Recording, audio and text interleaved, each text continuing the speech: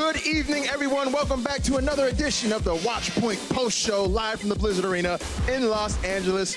Week 3 is already in the books, people. I'm your host, Malik Forte, joined at the desk by Zoe, Bryn, and Mr. X. Once again, guys, so many lessons learned today, so many matches. Mr. X, let's start with you.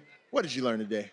New York just can't lose. Regardless of whether they're down like 2 players in these fights, it doesn't matter. As long as Jonak's alive and, you know, he's building up that transcendence, he's got 2 players alive versus 6. All right, let's pop that bad boy. Let's start fighting. Like, they don't care at all. You're right about that, man. It was, man, it was closer than I thought it was going to be, but it was still not close. At the same time, it wasn't. Yeah, at the same time it wasn't. You're really, all right, Zoe, what about you? Oh, man. I think what I learned today is that if Valiant continue to play the way they play right now, I will always get at least 1 prediction right on the desk. Wow, shade. All right, Being factual. Toxic Zoe's out. No. Let's behave today, guys, all right? Bryn, what about you, bro? Oh, Boston? Yeah, Boston's pretty bad. Yeah. I learned that Boston are not that hot. I mean, I had them rated pretty highly. I mean, they were just warming up, you know, but Toronto were looking pretty good. Let's turn it into a positive spin. Let's, I don't want to talk too much, you know, on Boston Uprising because they got a UK player, Fusions. Shout out my guy. Toronto, though, Toronto's looking pretty good now. Yeah, my man, you know, you wouldn't know. Yeah, I reckon Toronto's looking pretty good. That's what I learned, that they've turned it around. They've got the pieces. They're working well together now. That's a great point, Brent. Thank you. Good one, man. All right, well, if you haven't... keep you here? Chill. You guys behave, all right? Behave today. Kids. Behave. If you haven't done so already, you do not want to forget to pick up the Overwatch League All Access Pass on Twitch so you can check out a live Q&A with the NYXL's Flower, that's a name we haven't heard in a while, on Twitch right after Watchpoint. And speaking of the NYXL, they came into their only match this season against the Seoul Dynasty looking to clinch a Stage 1 playoff spot. And they were able to do just that. This match lived up to the hype in the first half and was all tied up going into map 3, a matchup of 2 titans. New York has been nearly unscathed so far this season, but the Dynasty, they were all about that smoke. They didn't make it too easy for the NYXL, but you guys heard Jonak. He's determined to never lose to J-Hong. Yeah, I love that spice. That was just perfect. I don't think they're ever going to lose, really, at this rate. You know, I think Seoul is setting up for like a sign-in behind me. I'm going to talk some smack about them. Be careful. I don't think they know how to attack on Volskaya. Like, they seem to think they're on the defending side. The rotations they were making were completely wrong from what we saw. But we're on Dorado now. Matt, I think you got good points. I actually think the worst thing for a lot of other teams this year was New York losing last year. I think New York losing last year really kind of made them realize they can't come in and coast and like ease on into it. Like if New York would have won last year, they would have came in. You know, everybody's going to concerts. Oh, let's do the same thing again. But losing last year and then the way they did it, they're not taking anybody lightly day in and day out. They've had to be thinking about this all off season long. Oh, without a doubt. Well, it's embarrassing. The way they played throughout the whole year, then to lose when it matters. It's embarrassing. It hurts. Like, it stinks. But we still have to give it up to a lot of the teams which have been playing against NYXL. We know they're the juggernaut. We know that they are unkillable and undefeated and whatnot. But still, a lot of teams have made it very close. The Valiant went to the final match. Why do you whisper that? Why do you whisper that? Think about right now. You're right. But that like ties into the point. You know, Monte Cristo loves it. You know, the sandbagging point. They play down to their opponents on a regular basis. Right. Like they don't like to. I mean, it's very smart by them if you think you can pull it off because you're not going to be giving away strategies. You're not going to be giving away how your team likes to play, tendencies. You're reducing the amount of game tape that people have got to review you on. So it's smart by New York. But as we saw, you know, last year, it can backpedal. What were you guys' thoughts on the Zenyatta battle in this game? Pretty non-existent, honestly. Like, They ignored each other for most of it. Yeah. They didn't like pick each other up or anything. So. I actually think, you know, when you look at the numbers and stuff, it's quite close. But we kind of got on Jae-Hong last year for using his transcendences, like not in the most optimal fashion. He uses them aggressively. He uses them really aggressively. But in this meta with like a Lucio, you can't do that because you just speed back. You pop something like a Rally, which is not like kind of in the hierarchy in the same level as a transcendent. Right. That gives the other team a huge advantage because you just use trance. They're coming back with trance and sound barrier. You're in like a losing situation there. I think you got to be a little bit wiser with those transcendences. Right. I feel like Jonak and the NYXL have definitely settled in on this meta pretty well. Now, on the pre-show, we learned all about the relationship between Jonak and Ryu Jae-Hong, and it really does look like Pupil has become the master here. From our old friends to former teams, NYXL from the Toronto Defiant looked like he was playing.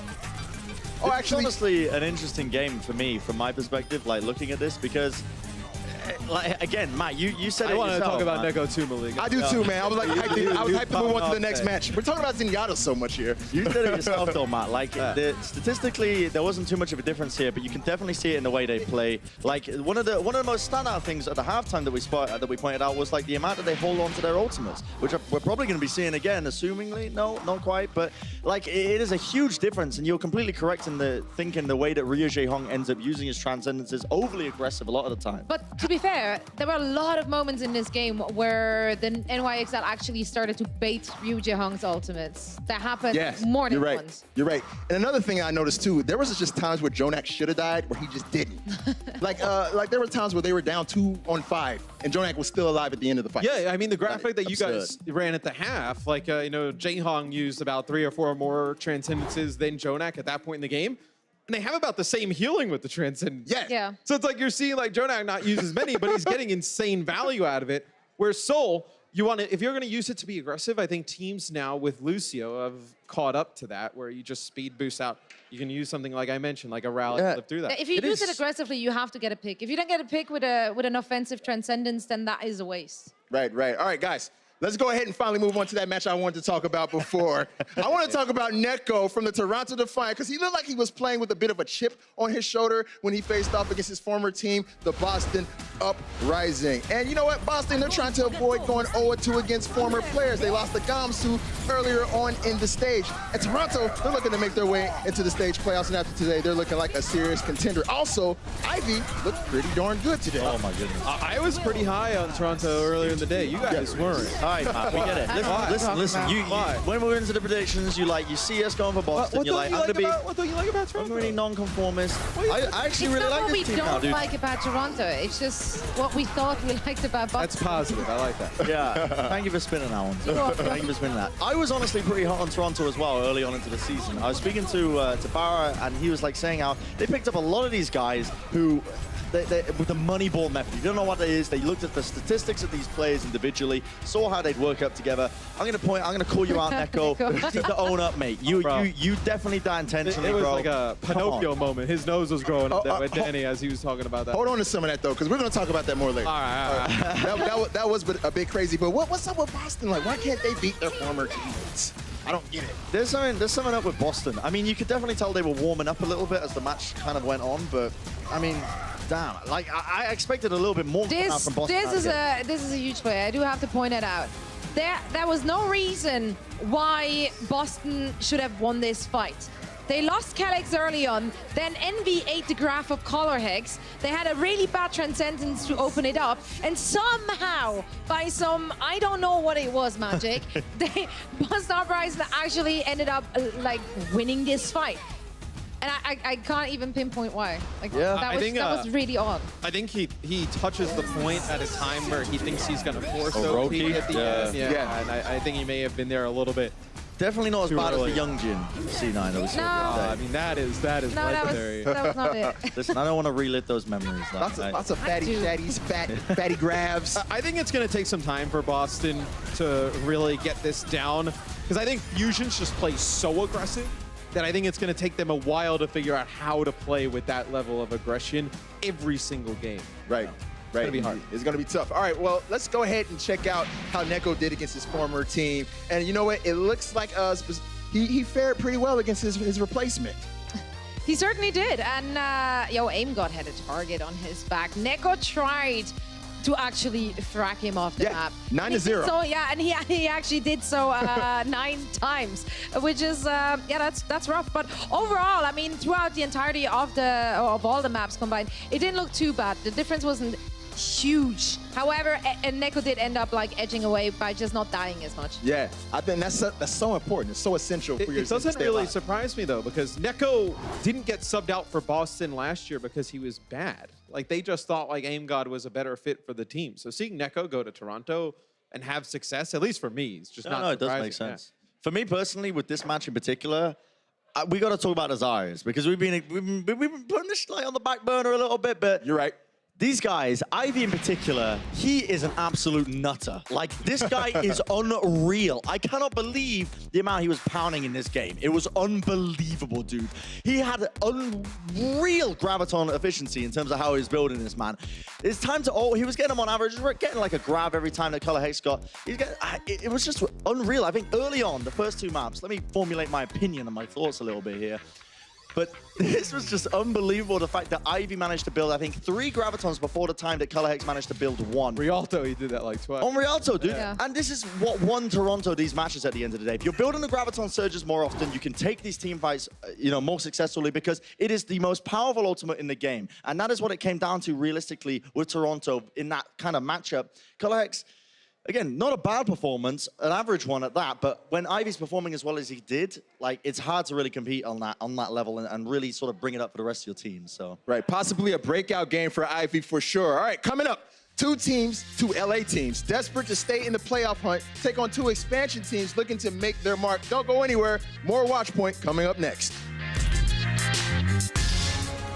The Overwatch League is brought to you by T-Mobile. High ground or low ground, T-Mobile has you covered.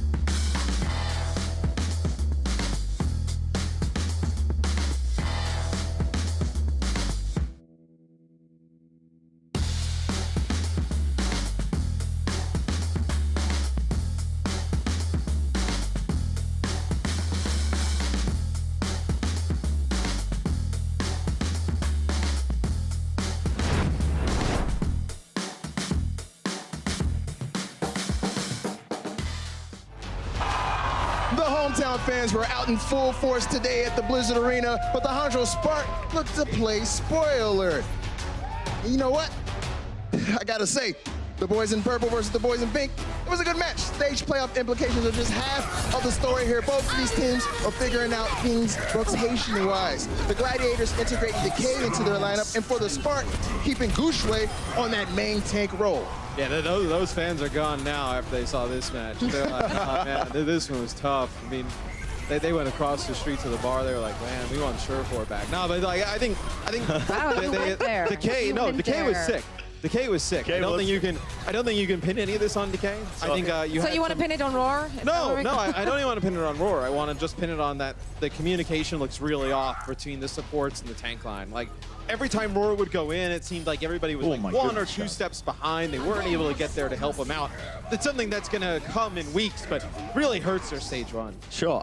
For me personally, I'm looking at the Hangzhou Spark here. I'm looking at a decision to put in Guangzhou for the entirety of the series. Yes. And it has paid off big time. This guy, I was so big on this man. Like, seriously, when it came to the Overwatch World Cup, when I was watching him in Team China, this guy was popping off on all sorts of heroes. Reinhardt, Winston, it doesn't matter. He was absolutely carrying his team.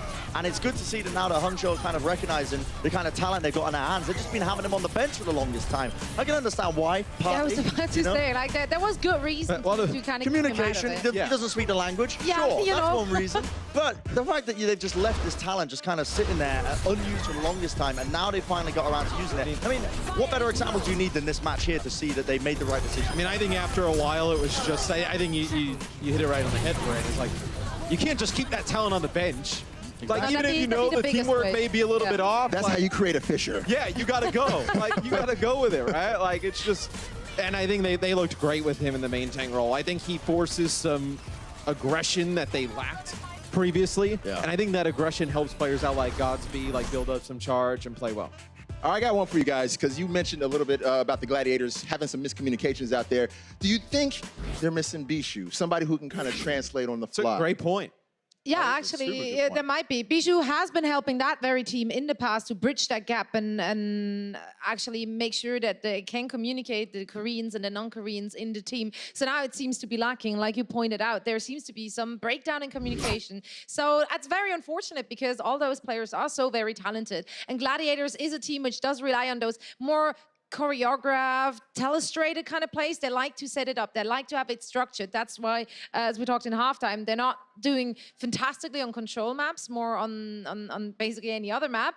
But now that they can't really set up those big plays, it's kind of working out for them. So I hope they figure it out soon. So do I, Zoe. So do I. All right, well, another LA team was on the ropes today when the Los Angeles Valiant and their playoff hopes went up against the Guangzhou Charge. And the Valiant struggles have been on display lately, and the Charge were looking to exploit them today. And in true Guangzhou fashion, the Charge went in with their foot jammed on the gas pedal. They were charging ahead full steam.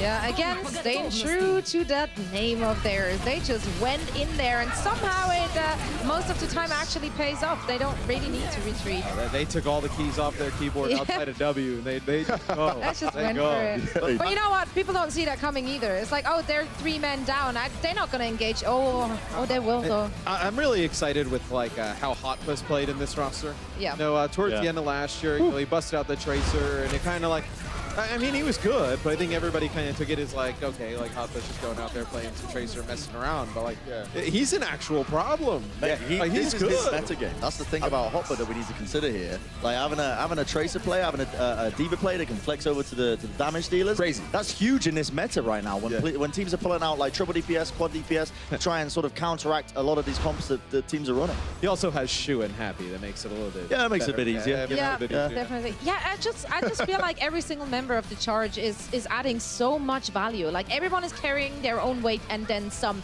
And I really feel like from game to game, we see them gelling better and better. Like they're really coming together as a team, which I think is incredibly impressive. I know we can't stress this enough, but they have so many different languages on that team. And they still manage to communicate. 3 different languages. Yeah. Eventually. And when we talked a lot about the Charge, but I think we got to hit the Valiant here, right? Yeah, for sure. Haven't they been hit enough, Matt? Why are we hitting them again? Oh, wow. It's only stage 1.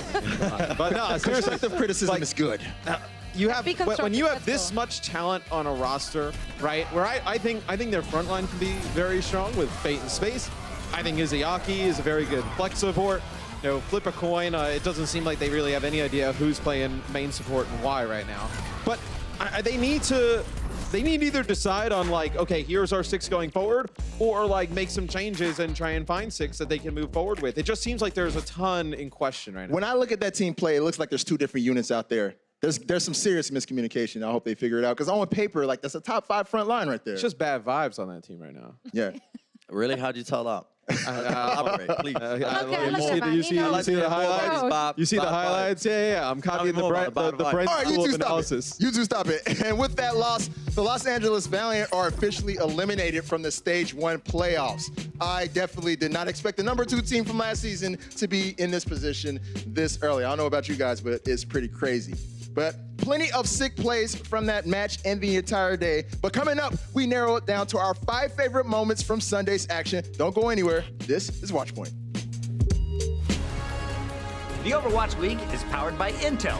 Game, record, stream without compromise on Intel Core i7. And by Omen by HP, the official PC and display of the Overwatch League.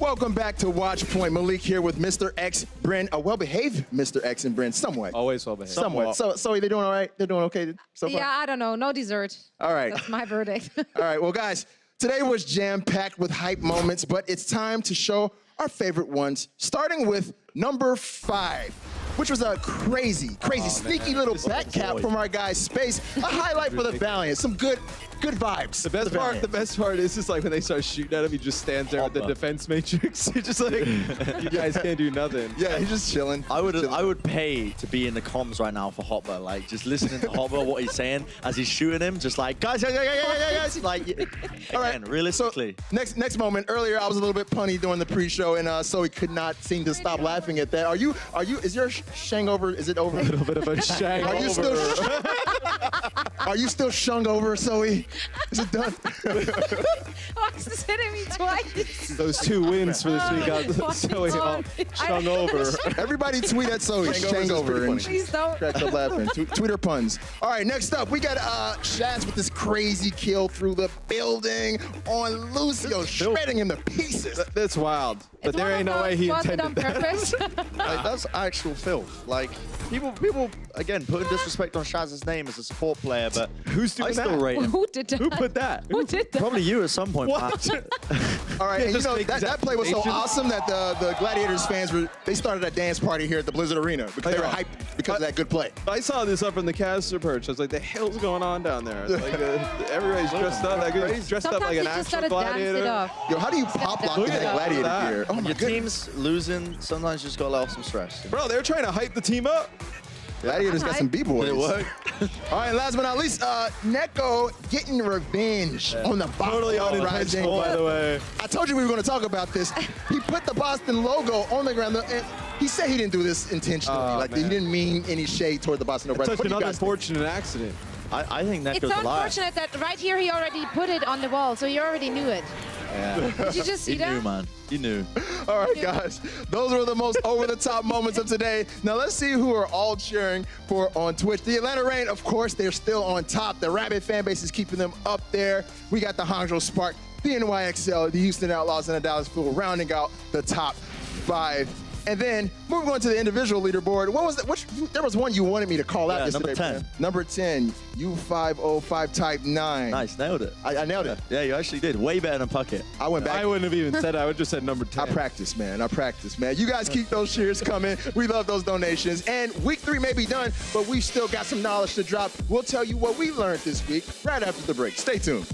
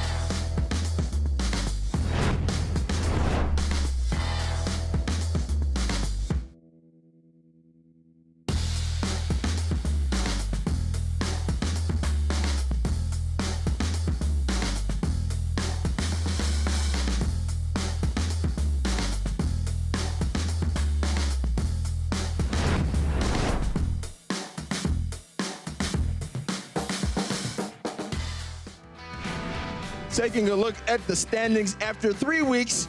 And if Stage 1 ended today, guys, we'd have 4 expansion teams in the playoffs. And as you can see, the NYXL, they have clinched the top spot. We got our first one in the stage playoffs. What do you guys think about that? Well, Rain is up there. I'm super excited about that. I'm as pumped as I can get. Scoring fans to the Defran. Yeah, Scoring that's points right. to the Defran fans. Absolutely. A lot of I'm teams living still for in the that. running. I'm living for it. I don't blame you. A lot of teams still in the running, man. I mean, the Spark, like, they come out and start playing like they did today. You know, only one more game, but it's going to come down to the wire for a lot of these teams. We even have a chance maybe of like a Dragons playoff berth. Right. Which, And even crazier, Eternal, they started the week as the 3 seed. Now they're out of the playoff hunt right now. We're not out of the playoff hunt, but they're not in the top 8, which is crazier. All right, guys. So another week down means another week wiser. So now let's see where our team stands. Let's look back on lessons learned this week with some hindsight.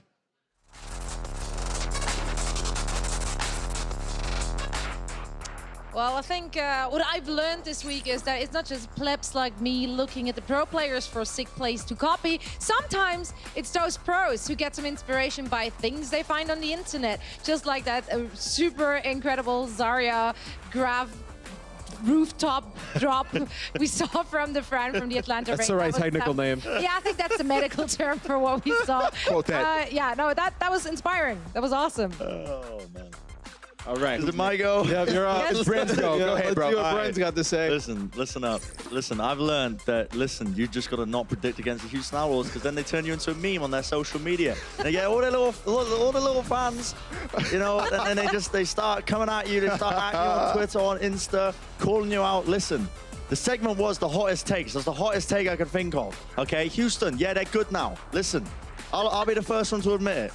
Stop getting on my case, please. Hot Please. but believable, Bryn. Why? It wasn't, well, maybe. Brent's Twitter following can't live through that. He can't live through that. All right, Matt. All right, Matt. Downward spiral. Mr. X, you up. I'm actually, in hindsight, I'm surprised how well the expansion teams have played this early on. I expected the Season 1 teams to come in and have a pretty big advantage. You know, a lot of experienced players from last year. They make some additions. They get rid of the pieces that, weren't really, serving any use. And it's the expansion teams who have come in and they're finding themselves near the top. I mean, you look down at the bottom of the standings, you got really just the justice out of the expansion teams that's down there. Chengdu kind of lingering around too, but you still got Florida down there. The Valiant joining them. It's not good for the Season 1 teams. I don't like what I'm seeing in the prompter right now.